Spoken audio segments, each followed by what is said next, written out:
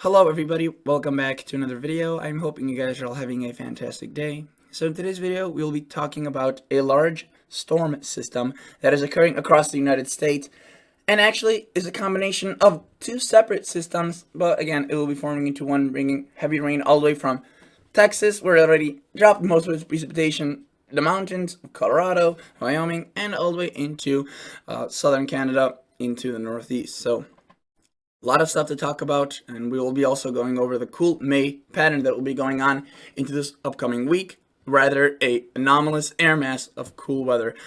Again, several locations could be flirting with 32 degrees and frost and freezes. Okay, before we get into this, if you guys would like to subscribe and like the video, if this channel resonates with you, that would be much appreciated. Otherwise, let's just get into this video, and thank you so much for clicking on it in the first place. So I want to start off by looking at the radar. And before we do, actually, I don't want to say that. Sorry I haven't been uploading as much. I think I've gone 6 days without an upload. My bad. I have right now, it's kind of May. It's the end of school. So I have finals. I had midterms in March. Now I have finals. So after this, I'll probably be uploading much more consistently. But yeah, studying and also the garden concoction of events have kind of diminished my influence on this channel. However, again, that will be going back up. Okay, for those that didn't care about that, I'm sorry. All right, let's start looking at the radar. Notice what we have going on across the United States, the western United States. We have these little showers, no really thunderstorms, just these little kind of popcorn showers. Oftentimes, across the southeast during the summer, this is a pretty common event where we have showers like that pop up, but they're usually a bit more severe and, violent. However, these are just scattered areas of snow squalls, rain squalls, some heavier bursts of wind and rain or snow underneath them. Nothing too severe. Notice though, what catches our attention is this ridge. Look at that. This precipitation that's just flowing in this almost perfect rainbow arc style. So let me just track you back for the past 6-7 hours and notice, right?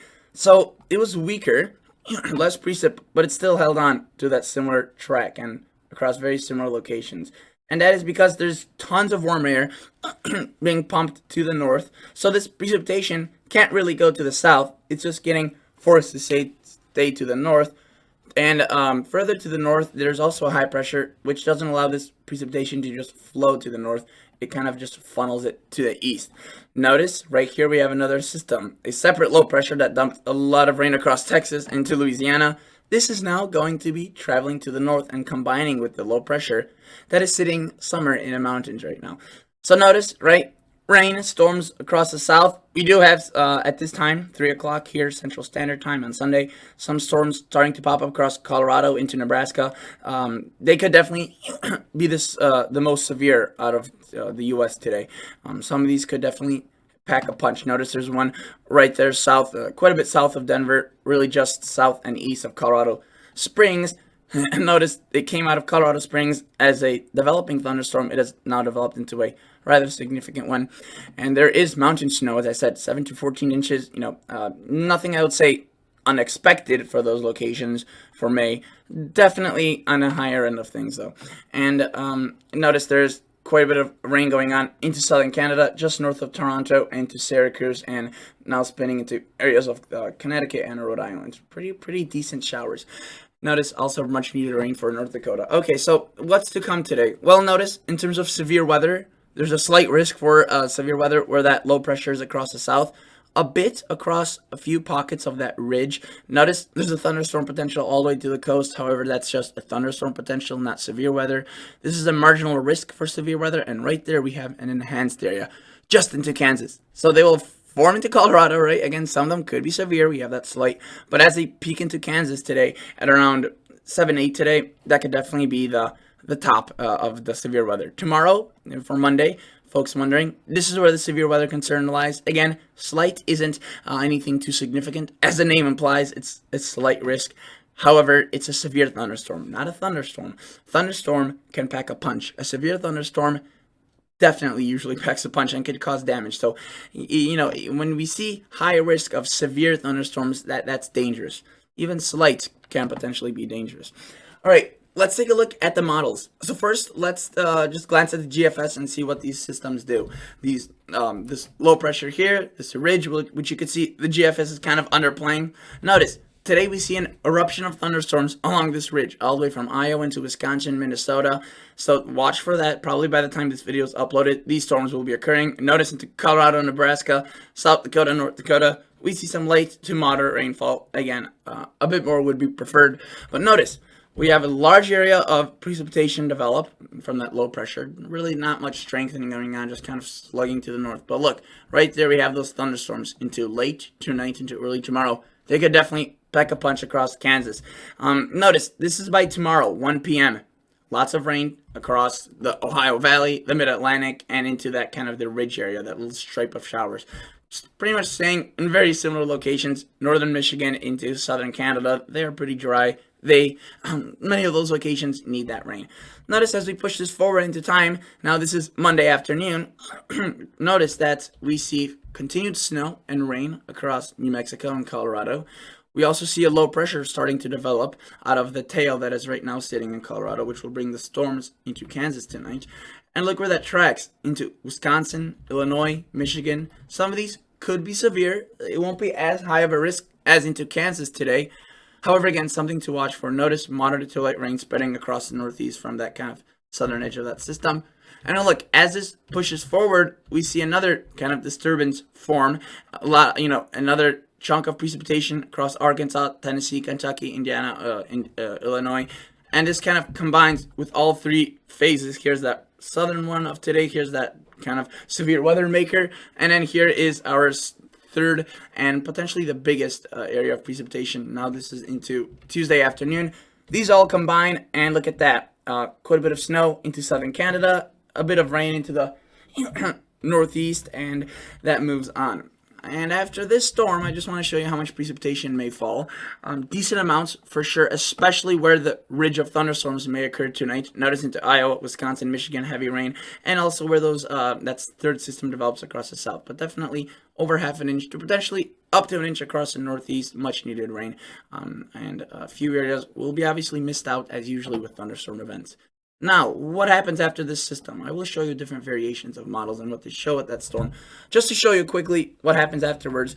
Notice, right? It's warm right now. It's very warm, and many people are feeling that. But after the system passes through, what we see is very chilly air. And this is pretty much as chilly as it could get without people calling it historic or an Arctic outbreak, right? Definitely chilly. And many locations will be flirting with 32-degree temperatures. Notice that we see Saturday, Sunday, the chill continues through most of the week.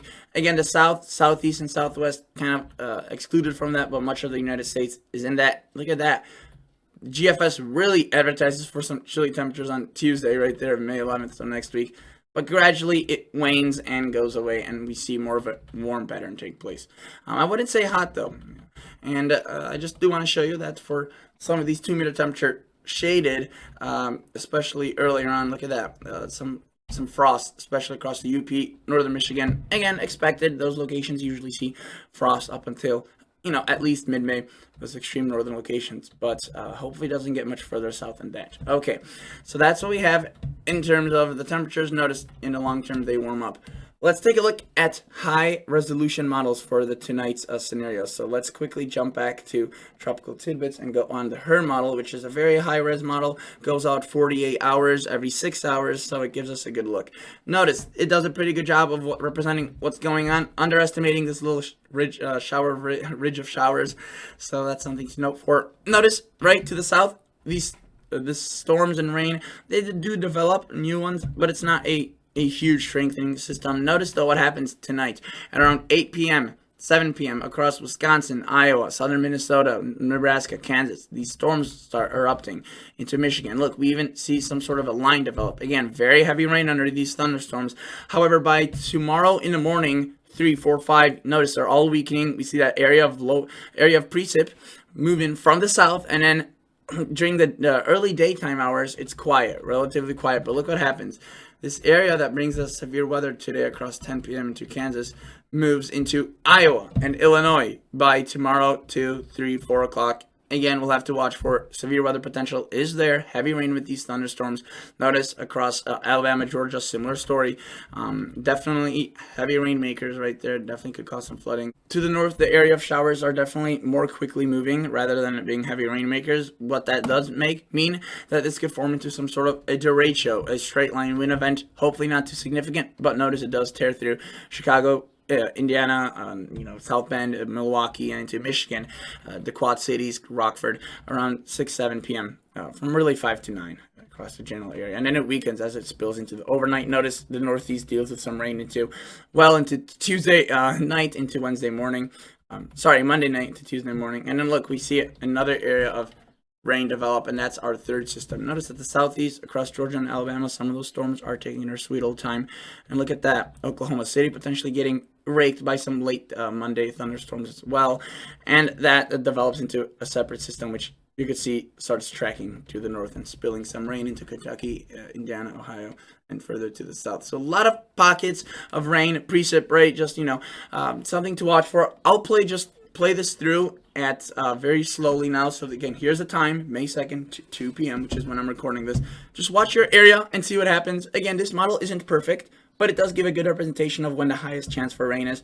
Notice that as I play this into 8 p.m. today, this is what's going on. Just watch this carefully. Look what happens. This is 11, 12, so this is midnight. Again, highest threat today in the evening, especially along Wisconsin, Minnesota, and Iowa. And look at that, 11, 12, 1, 2, 3, 4, 5, 6 a.m., 7 a.m. Again, this is Central Standard Time. 8, 9, 10. So, again, if you didn't go back and track your location, say you're in Ohio, notice rain tomorrow through the morning hours, and then look at that evolving into Iowa into 12, 1, Wisconsin, 2, 3, across the southeast, and then look across the panhandle of Texas and Oklahoma, 4, 5, 6, 7, 8, 9, 10, 11, 12, 13, 14. I forgot that 1 happens after 12, not 13 into 14.